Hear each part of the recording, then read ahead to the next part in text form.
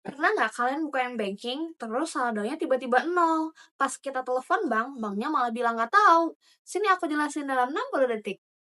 Dalam Undang-Undang Perlindungan Konsumen, pelaku usaha wajib bertanggung jawab atas kerugian yang ada dari pelayanan mereka sendiri. Kalau misalnya saldo kalian hilang karena kelemahan sistem, pembobolan keamanan, atau kesalahan bank itu sendiri, maka bank tidak bisa cuci tangan. Mereka harus ganti rugi atas kerugian yang ada, kecuali jika bisa dibuktikan sebaliknya, yaitu merupakan kesalahan dari nasabahnya itu sendiri.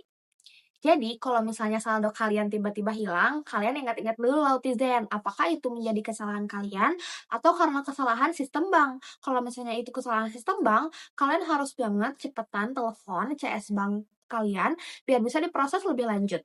Jangan lupa nonton lagi edukasi aku bulan depan. Bye bye Lautizen.